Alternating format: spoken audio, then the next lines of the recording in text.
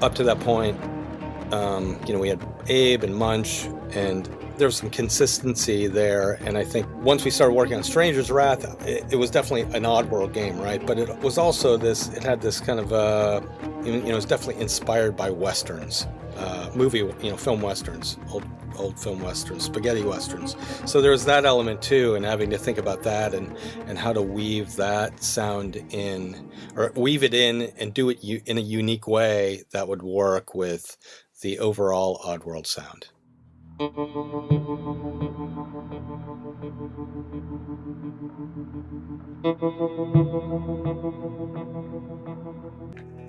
I wanted to have guitar in the game, and I wanted to be able to use guitar. And so initially I pitched the idea of bringing in a guitarist and doing some recordings, and Lorne, he didn't really want me to do that. He likes to have things really flexible and be able to iterate and change. And the problem of bringing somebody in is that once we record it, we record it, and there's not much you can do with it after that. I mean, you can edit it and do some things, but the recording is a recording, and if we have to change it, then we have to bring the guitarist back in.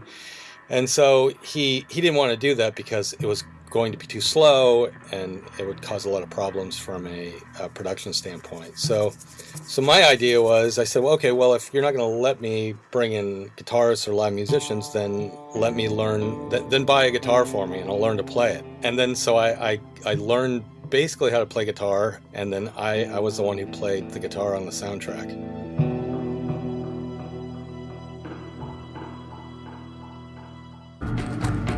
That's kind of part of the Oddworld sound, this whole, percussive native feeling, at least to me. And so maybe I leaned on it in a different way than previously, but it was definitely something that I actively incorporated into the sound of that soundtrack.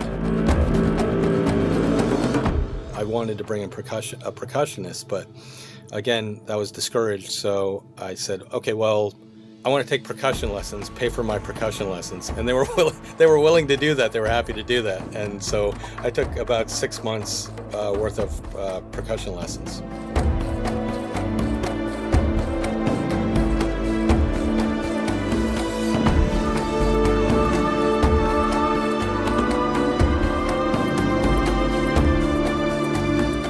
I'm not a great percussionist. I'm a functional percussionist, but I do end up playing a lot of percussion on any tracks I work on. So I think the one thing I learned from being there, working on the Oddworld projects, was I really learned to be self-sufficient in a lot of ways, and it's really been a benefit to me.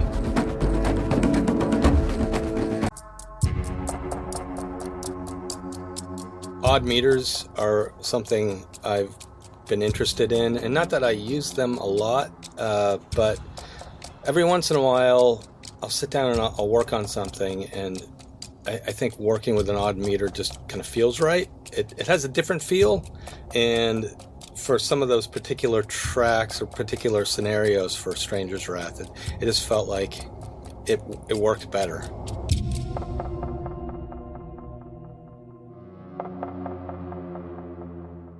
I think that's the interesting thing about like 7/8 or 7/4 or 5/8 or whatever odd meter that you would work in, is that it definitely has a groove to it, but it also has I don't want to say it's not awkward, but it's definitely not awkward, but it definitely adds a strange tension to the music.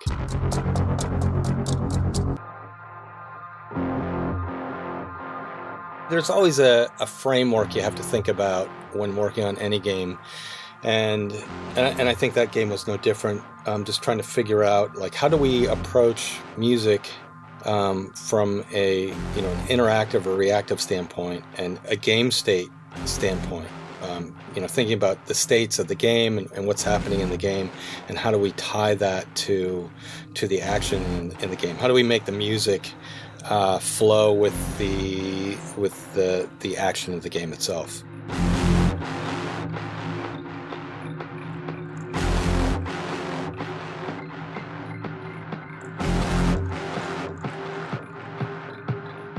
It always takes a little time to work that out and think it through and figure out what is going to work and what doesn't work for the game. And I think we kind of figured that out.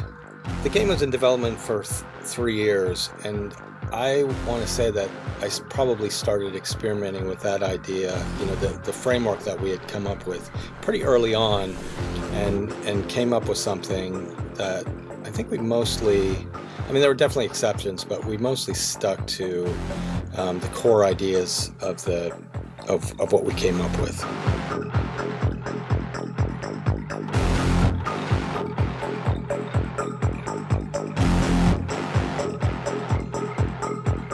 Basically, how it worked was there were 3, at least for most of the gameplay. But for the gameplay itself, I created 3 different levels of tension, and one was, we had the low level tension, which was more ambient, and then the mid level tension, which kind of represented when you were nearing danger or getting close to an enemy or a dangerous area, and then then the third layer, which was just straight out, used for combat. And maybe layer is not the right word to use. They were really pieces that were unique themselves, each tension layer, but I composed them in such a way where they all work together. So if you went from the low intensity layer to the high intensity layer immediately, it felt more natural.